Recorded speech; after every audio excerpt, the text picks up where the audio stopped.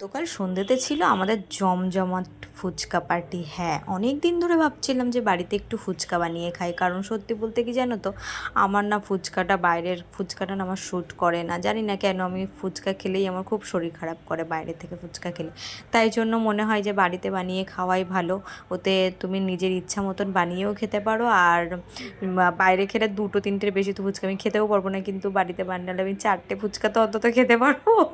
আমি এটাই ভাবি, কারণ বাড়িতে নিজের মনের মতন করে বানানো যায়। তো যাই হোক, ওদের মতন হয়তো টেস্ট হয় না, কিন্তু দারুণ হয়। বাড়িতে বানালেও খুব টেস্টি হয়, আর বাড়িতে ফুচকা বানিয়ে খাওয়াও আমার মতে খুব ভালো হয়। তো যেন আমি একাই সমস্ত কিছু করেছি, বাবুকে মাকে আগেই একা একাই দিয়ে দিয়েছে ওদেরকে বানিয়ে, কিন্তু তখন আমার বর ছিল না, ও একটু বাইরের দিকে গেছিলো। তারপরে ও এসছে, তারপরে ওকে বানিয়ে দিচ্ছিলাম। না, আমি বললাম কেমন হয়েছে বলো, তো ও তো খেয়েই বলছে দারুণ হয়েছে, দারুণ হয়েছে। আর আমার একটা অভ্যাস কি জানো তো, যে ফুচকা খাওয়ার পরে চুরমুর আমাকে খেতেই হবে, কারণ ফুচকা খাওয়ার পরে চুরমুর না খেলে না আমার মনে হয় যেন ব্যাপারটা ইনকমপ্লিট থেকে গেল। তো তাই জন্য আবার আমি নিজেই বাড়িতে একটু চুরমুরও বানিয়ে নিলাম অল্প করে আলু দিয়ে। আর যেই পাপড়িগুলো পুরোটা ফোলেনি সেগুলো দিয়ে, ওই মশলা দিয়ে, একটু টক জল দিয়ে, উফ কি দারুণ করে চুরমুরটা বানালাম জানো তো। আমার তো এখনই মানে ভয়েস দিচ্ছে, আমার জিভে জল চলে আসছে।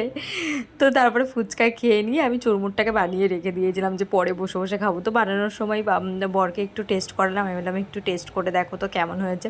তো ওকে টেস্ট করিয়ে বললাম, তো ও বলছে তো দারুণ হয়েছে। আর তারপর আমি পরে বসে বসে চুরমুরটাকে খেলাম। আমার তো সেই লাগলো ব্যাপারটা। তোমাদের কেমন লাগে অবশ্যই জানিও, আর কার কার আমার ফুচকা বাটি দেখে জিভে জল চলে এসছে সেটাও জানিও। আর খেতে চাইলে আমার বাড়িতে চলে এসো, কারণ এখনও আছে, জমিয়ে বানিয়ে সবাই মিলে একসাথে খাবো, কেমন? তো সবাই খুব ভালো থেকো, অনেক অনেক ভালোবাসে সবাই। ভিডিওটা দেখো, কেমন লাগলো অবশ্যই জানিও। টাটা।